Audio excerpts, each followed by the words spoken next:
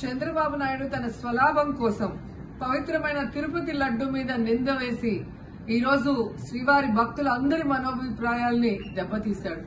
So మళ్లీ ఆ భక్తుల మనోభిప్రాయాల్ని పునరుద్దరించాలని, దానికి సుప్రీంకోర్టు కలుగజేసుకుని ఇది విచారించి నిజానిజాలు తెలపాలని మొదటి నుంచి మేము కోరుకుంటూనే ఉన్నాం. ఈ రోజు సుప్రీంకోర్టు ఈ కేసుని స్వీకరించడం జరిగింది. ఈ కేసులో సుప్రీంకోర్టు కనుక కరెక్ట్ గా విచారిస్తే చంద్రబాబు నాయుడు అన్కో చేసిన అబద్దాలు ఖచ్చితంగా బయటకు వస్తాయి.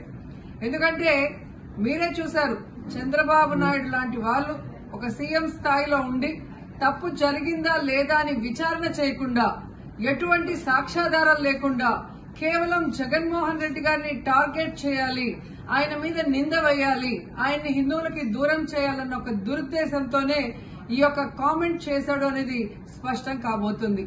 ఎందుకంటే ఈ రోజు సుప్రీంకోర్టు ఈ కేసు తీసుకునేంత వరకు, ఆ డేట్ అనౌన్స్ చేసేంత వరకు సిట్ వేయనే లేదు.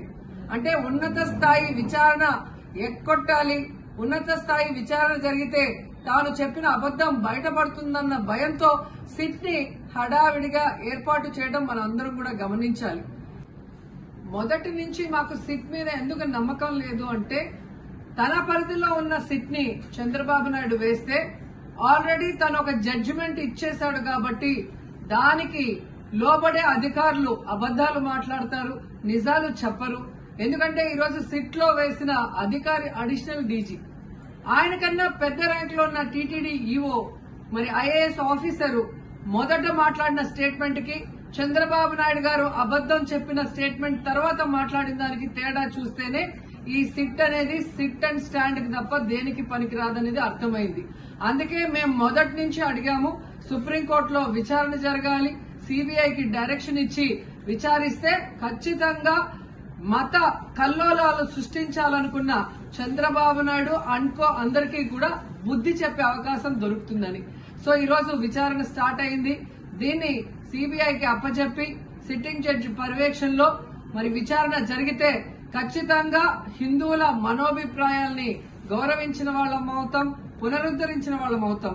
లేకపోతే చంద్రబాబు నాయుడు వేసిన ఈ నింద పవిత్రమైన లడ్డూని తినాలా వద్దా, దీంట్లో కలిసిందా లేదా అన్న అనుమానంతోనే భక్తులందరూ కూడా ఈరోజు లడ్డూ తినకుండా వెళ్లిపోతుంటే ఒక తిరుపతి అమ్మాయిగా చాలా బాధేస్తుంది. ఈ రోజే అలగర్ కోయిల్ మదురై దగ్గర దక్షిణ తిరుమల చాలా పవిత్రమైన టెంపుల్, ఇక్కడ భగవంతుడిని కోరుకున్నాను. ఖచ్చితంగా సుప్రీంకోర్టు ఇన్వాల్వ్ అయి